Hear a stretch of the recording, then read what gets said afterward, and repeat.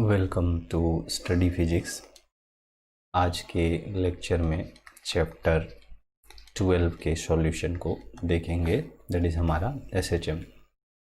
और एसएचएम में up to 1 to 10 हमारा हो चुका है। सो नेक्स्ट जो हुआ दैट इज़ हमारा 11। सो 11 में हम लोगों से कहा जा रहा है a block of mass 0.5 kg। So data लिख लेते हैं। हमारा मास जो है दैट इज़ हमारा 0.5 kg का है। तो नेक्स्ट हम लोगों से कहा जा रहा है hanging from a vertical spring executing simple harmonic motion of amplitude. So हमको एम्पलीट्यूड जो है दैट इज़ हमारा 0.1 मीटर कहा गया है। देन कहा जा रहा है एंड द टाइम पीरियड, और टाइम पीरियड भी हम लोगों से दिया जा रहा है दैट इज़ हमारा 0.314 सेकेंड। तो कहा जा रहा है find the maximum force exerted by the spring on the block. तो देखिए पहले हम लोग को जो टाइम पीरियड दिया जा रहा है इस पेंडुलम का, सो दिस वैल्यू, तो टाइम पीरियड से हमें जो इन्फॉर्मेशन मिल सकता है that is 2 pi under root m/k। तो देखिए यहाँ पे जो वैल्यू है दैट इज़ टाइम पीरियड का that is 0.314 into 2 into 3.14। So इसको इस तरह से रख लीजिए और इसको इस तरह से रख लीजिए, और यहाँ पे हमारे पास m का वैल्यू दैट इज़ 0.5 और ये k मालूम नहीं। सो इस टाइम पीरियड के वैल्यू से हमको k का वैल्यू पता चल सकता है। तो देखिए ये वैल्यू कैंसिल हो जाएगा एंड ये वैल्यू भी कैंसिल होगा। तो हमारे पास यहाँ पे जो बनेगा 1 divided by 10 into 2, so 20 that is हमारा अंडर रूट। अब इसको इरेज करेंगे तो 1/2k बनेगा। सो इसका अगर हम लोग स्क्वायर करें तो स्क्वायर करने से यहाँ पे बनेगा हमारे पास 1 divided by 400। So 1 divided by 400 that should be equals to हमारा कितना, तो 1/2k का। तो ये हम लोग क्या लिख सकते हैं दैट इज़ हमारा 1/2k। सो इसको अगर कैंसिल करेंगे तो हमारे पास ये कितना बनेगा, तो देखिए ये बनेगा 2। सो k का वैल्यू जो आएगा दैट विल बी हमारा 200 न्यूटन पर मीटर। सो इस तरह से हमको फ्रॉम द टाइम पीरियड के वैल्यू से क्या पता चल चुका है। सो नेक्स्ट हमसे जो पूछा जा रहा है इस प्रॉब्लम में दैट इज़ कि मैक्सिमम फोर्स क्या एग्जर्ट होगा। तो देखिए हमारे पास इस प्रॉब्लम को समझने के लिए एक अप्रोच होना चाहिए दैट इज़ हमारे पास ये एक स्प्रिंग था। सो एक कोई वर्टिकल स्प्रिंग था, इसमें कुछ मास अटैच्ड है। तो जब मास अटैच होगा तो अगर जब सिंपल स्प्रिंग है तो एक सिचुएशन है, पर जब मास अटैच होगा तो ये मास की वजह से क्या होगा कि जस्ट सपोज कि इसमें कुछ स्ट्रेच्ड हो करके फिर ये सपोज या तो बैलेंस कंडीशन में हो सकता है, या अगर इस पर कुछ और भी कुछ इम्पल्स इम्पार्ट किया जाएगा तो ये एसएचएम करेगा। तो पहले जो ये बैलेंस कंडीशन में रहेगा तो दैट इज़ अगर हमारा ये kx जो है वो किसके इक्वल हो जाएगा, तो mg के इक्वल होगा। जब वो मास लटकने की वजह से, इस मास की वजह से अपना इक्विलिब्रियम ढूंढ चुका होगा, तो वहाँ पे हम लोग कितना एलोंगेटेड है ये इवेल्युएट करेंगे। तो इस तरह से होगा। तो हमारा x का जो वैल्यू आएगा दैट इज़ हमारा 0.5 kg बताया जा रहा है, और इसको सपोज हमने 10 ले लिया। सो दिस वैल्यू हमारा कितना है डिवाइडेड बाय 200। सो यहाँ पर ये बनेगा हमारा 5/200। सो 5/200 तो ये बनेगा 1/40 और ये बन जाएगा इन टर्म्स ऑफ मीटर। तो अब देखिए जो मैक्सिमम फोर्स लगेगा जब ये, अब उसके बाद कहा जा रहा है कि ब्लॉक इस तरह से एग्जीक्यूट किया गया है तो वो सिंपल हार्मोनिक मोशन कर रहा है और उसका एम्पलीट्यूड इस तरह से दिया जा रहा है। तो अब जो ये सिंपल हार्मोनिक मोशन करेगा वो एग्जीक्यूटेड पोजीशन से करेगा। दैट मीन्स एग्जीक्यूटिव पोजीशन से मीन्स यहाँ पे जो इक्विलिब्रियम पोजीशन से जब वो यहाँ पे अपना इक्विलिब्रियम ढूंढ चुका होगा तो इसका जो एसएचएम होगा सो इस पॉइंट के रिगार्ड में होगा। इस पॉइंट से एक्सट्रीम लेफ्ट जाएगा और इस पॉइंट से एक्सट्रीम राइट जाएगा। तो इस तरह से अपना जो है वो एसएचएम करेगा। तो जो ये मैक्सिमम फोर्स लगाएगा that should be equals to k into x plus of a, जो इसका एम्पलीट्यूड होगा, इतना मैक्सिमम फोर्स ये लगा पाएगा। तो अभी देखिए यहाँ पर क्या हो रहा है, तो k का वैल्यू हम लोगों ने 200 ढूंढ लिए हैं और जो x का वैल्यू दैट इज़ हमारा 1/40 है, और हमसे जो दिया जा रहा है दैट इज़ हमारा एम्पलीट्यूड, सो 0.1। तो यहाँ पे जो मैक्सिमम फोर्स लगेगा, इस फोर्स को हम लोग एफ मैक्स अगर कह लेते हैं। सो ये जो वैल्यू आएगा इसको मैं किस तरह से, इसको हम किस तरह से सॉल्व कर सकते हैं। तो देखिए ये 200 डिवाइडेड बाय 1/40 प्लस ये बन जाएगा 1/10। तो आप इसको सॉल्व कर सकते हो 200 इंटू, यहाँ एलसीएम हो जाएगा 40, सो 1 प्लस और 4 सो 5। तो यहाँ पे क्या बन जाएगा, ये बन जाएगा 5। सो जो फोर्स आएगा दैट विल बी हमारा एफ मैक्स जो होगा दैट इज़ हमारा 25 न्यूटन। तो इस तरह से जो हमारा है क्वेश्चन नंबर 11 ये कंप्लीट हो जाता है। जो नेक्स्ट होगा दैट इज़ हमारा 12th।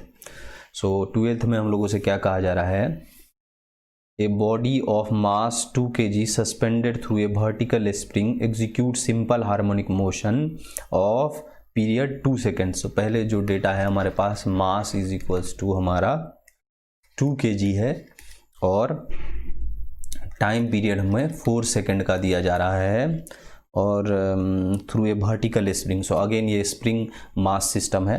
देन कहा जा रहा है if the oscillation are stopped and the body hangs in equilibrium find the potential energy stored in the body. तो अगेन हमें क्या करना होगा, वो उस x का और a का वैल्यू मीन्स हमें पोटेंशियल एनर्जी जब उसको स्टॉप किया जाएगा तो उस सिचुएशन में कितना होगा वो हमें इवैल्यूएट करना है। तो देखिए किस तरह से होता है, तो potential energy inside the spring जो होता है, स्टोर्ड इनसाइड द स्प्रिंग। तो इस सिचुएशन में हमारे पास जो है, जब देखिए यहाँ पे अगेन ये एक स्प्रिंग मास सिस्टम है, तो यहाँ पे स्प्रिंग होगा, ये मास होगा, तो के एक्स किसके इक्वल हो जाएगा, तो एम जी के इक्वल हो जाएगा। तो यहाँ से जो हमें एक्स का वैल्यू होगा दैट इज़ हमारा एम जी अपॉन के टर्म्स में आएगा। तो देखिए अभी तो पहले हमें के का वैल्यू इवैल्यूएट करना होगा, वो कहाँ से मिलेगा, तो टाइम पीरियड हमारा 4 सेकेंड है, दैट इज़ 2π√m/k। तो यहाँ से जो हमें वैल्यू आएगा, ये 2 और ये 2 कैंसिल होगा, 4 कैंसिल होगा तो 2 बनेगा। तो यहाँ पे बनेगा 2/π should be equals to √m। अब देखिए m जो हम लोग को दिया गया दैट इज़ 2, सो 2/k। तो ये क्या बन रहा है, 4/π² should be equals to 2/k। तो ये 4 से 2 अगेन कैंसिल होगा, तो k का वैल्यू जो आएगा दैट विल बी π²/2 और ये होगा न्यूटन पर मीटर। तो इस तरह से देखिए हमें k का वैल्यू अब पता चल चुका है। अब उसमें जो भी एलोंगेशन होगा, सो उस इलोंगेशन की वजह से जो स्प्रिंग में पोटेंशियल एनर्जी स्टोर्ड होगा दैट विल बी हमारा हाफ kx²। तो देखिए हाफ और k का वैल्यू जो है हम लोग अभी सब्स्टिट्यूट कर लेते हैं। सो π²/2 इंटू x जो है वो भी हमारा है कितना, तो देखिए इसलिए हम इसे नहीं कर रहे थे, यहाँ पे नहीं करने से ये मज़ा है क्योंकि कट जाएगा। तो इसको एक बार रखते हैं, देखिए इस तरह से। सो हाफ k और x की जगह हम लोग क्या रख सकते हैं, तो mg का स्क्वायर। सो mg का स्क्वायर डिवाइडेड बाय, यहाँ पे हमारे पास जो टर्म बन रहा है k, सो k का स्क्वायर। तो देखिए यहाँ से एक k ये एक k कैंसिल होगा, सो यहाँ बनेगा हाफ, और m इंटू जी हमारा मास देखिए कितना दिया गया है दैट इज़ 2 और g हमारा 10, सो 20 दैट इज़ 400 और ये divided by k। So k का वैल्यू हम लोग एक बार बाद में रखते हैं। तो यहाँ पे देखिए जो टर्म बन रहा है दैट इज़ हमारा 200/k। सो देखिए पोटेंशियल एनर्जी जो हो रहा है दैट इज़ हमारा 200 डिवाइडेड बाय k। तो इस वैल्यू को हम लोग किस तरह लिख सकते हैं, 200/1 डिवाइडेड बाय 2/π²। सो यहाँ से जो पोटेंशियल एनर्जी बन रहा है दैट इज़ हमारा 400 डिवाइडेड बाय π²। सो इस तरह से हमें पोटेंशियल एनर्जी का जो है वो, सो इसको जब हम लोग इवेल्युएट कर रहे हैं तो ये हमारा अप्रॉक्स 40.56 आ रहा है। सो 40.56 ये हमारा क्या पोटेंशियल एनर्जी, सो जूल हो जाएगा। तो इस तरह से अप्रॉक्स 40 जूल हम लोग जो है वो इसका आंसर कह सकते हैं। So let me match the answer, this is the problem 12। So correct है। तो इस तरह से हमारा जो है that is 12 number problem complete हो जाता है। इसके बाद जो हमारा प्रॉब्लम है दैट इज़ हमारा 13 में हम लोगों से क्या कहा जा रहा है a spring stores 5 joule of energy when stretched by 25 centimetre. It is kept vertical with a lower end fixed. A block fastened to its other end is made to undergo oscillation. If the block makes 5 oscillation each second, what is the mass of the block? So देखिए यहाँ पर कहा गया है कि जब उसे stretch bye 25 centimetre किया जाता है तो वो जो एनर्जी स्टोर करता है, दैट इज जो पोटेंशियल एनर्जी बताया जा रहा है, दैट इज हमारा 5 जूल का, और स्ट्रेच्ड सपोज बताया गया है. सो 25 सेंटीमीटर दैट इज 2.5 मीटर का जब स्ट्रेच किया जाता है तो इस तरह से वो एनर्जी स्टोर करता है. और कहा जा रहा है if it makes 5 oscillations each second. So जब 5 ऑसिलेशन ईच सेकेंड करेगा तो यहाँ पर जो टाइम पीरियड होगा दैट इज 1/5. सो यह हमारा हो जाएगा 0.2 सेकेंड का. अब इस तरह से स्प्रिंग जो है वो एनर्जी स्टोर कर रहा है ये टाइम पीरियड. सो स्प्रिंग मास सिस्टम के लिए अगेन हमें जो टाइम पीरियड का कंडीशन होता है दैट इज हमारा 2π√m/k होता है. तो यहाँ पर से हमें जो है वो t मालूम है, मास भी नहीं मालूम है और k भी नहीं मालूम है. तो हमें यहाँ पर से क्या बोल रहे हैं, k का वैल्यू अभी इस सिचुएशन में नहीं मिलेगा. तो उसके लिए हमें एक और हिंट दिया जा रहा है कि ये जो एनर्जी है ये इस एलोंगेशन पे, इस पे इतना एनर्जी हो रहा है. तो पोटेंशियल एनर्जी को जब हम लोग यूज करेंगे दैट शुड बी हमारा हाफ kx². तो ये हमको 5 दिया गया है, यहाँ पर ये हाफ है और k का वैल्यू हमने इवेलुएट करना है and this value should be this. तो यहाँ पे देखिए इसको हम लोग जब सॉल्व करेंगे तो ये हमारा बनेगा 10 = k इंटू, यहाँ पर बन जाएगा, इसको मैं कुछ इस तरह से लिख लेता हूँ. सो 25 × 10⁻²² तो यहाँ से हमारे पास जो वैल्यू आएगा दैट इज 10 = k × 625 × 10⁻⁻4. सो अगर k का वैल्यू हम लोगों ने इवेलुएट करेंगे तो ये हो जाएगा 10/625 और यहाँ पर जो है 10⁻⁻4. ये अगर ऊपर जाएगा तो दिस वैल्यू बन जाएगा. तो अभी अब अगर देखिए हम इसको 25 से अगर इरेज करें तो इसको मैं कुछ इस तरह से लिख लेता हूँ 10 × 10⁻², और ये हमारा 625 है. सो 25 से अगर इसको करेंगे तो यहाँ पर 25 बनेगा और यहाँ पर 4 बनेगा. तो यहाँ पर देखिए k का जो वैल्यू आएगा दैट विल बी हमारा, और भी अगर छोटा करना चाहे तो हो सकता है, दैट इज़ हमारा 2 और यहाँ पर बनेगा 5. सो यहाँ बना 2 × 100 × 4 / 5. सो ये हो जाएगा 20 अगेन. सो ये हो जाएगा 40 × 4. सो k का वैल्यू हमारा आ रहा है 16 N/m. तो देखिए हम लोगों ने k का वैल्यू जो है वो इवेलुएट कर चुके हैं. तो अब हमारे लिए मास ढूंढना जो होगा, तो अब मास ढूंढने के लिए जो हमारे पास सिचुएशन बनना होगा दैट इज़ देखिए किस तरह से. सो टाइम पीरियड के लिए हम लोग देख चुके हैं 2π√m/k. अब हमें k का जो वैल्यू है ये इवेलुएट करना. टाइम पीरियड हमें मालूम हो चुका है 5 ऑसिलेशंस पर सेकंड. सो ये 2 हो रहा है तो इसको मैं इस तरह से लिख ले रहा हूँ. सो 2π और यहाँ हमारे पास बन रहा है m/160.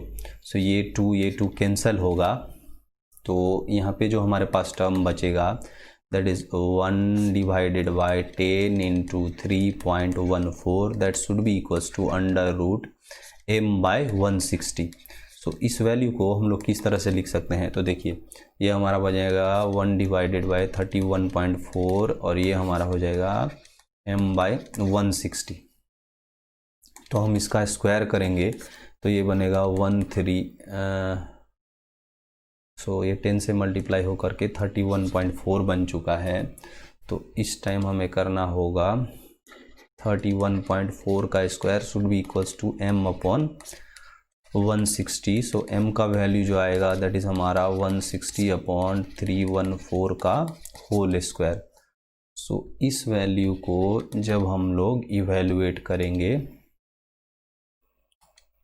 सो ये जो वैल्यू आ रहा है दैट इज़ हमारा 0.16 2, तो इस तरह से 2 कुछ आ रहा है, तो हम लोग अगर यहाँ तक रखेंगे तो ये हमारा हो सकता है इन टर्म्स ऑफ केजी। क्योंकि हमने यहाँ पर जो है वो सब कुछ मीटर और इस तरह के टर्म में ले रहे हैं, तो ये हमारा मास जो आएगा that is 0.16 kg। So 13th question जो है वो हमारा हो जाता है। दैट इज नेक्स्ट जो होगा दैट इज हमारा 14।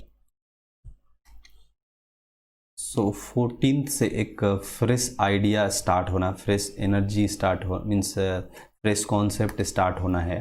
तो हम लोग ऐसा करते हैं कि 14th 15th इस सब को एक फ्रेश वीडियो में रखते हैं, ताकि क्या होगा कि हमारे लिए एक मीन्स कॉन्सेप्ट जो है एक फ्रेश कॉन्सेप्ट एक न्यू वीडियो में होगा। तो आज का वीडियो हम यहीं पे रोकते हैं। इससे नेक्स्ट 14th हम लोग नेक्स्ट वीडियो में देखेंगे। So thank you, with request to share, subscribe and support. So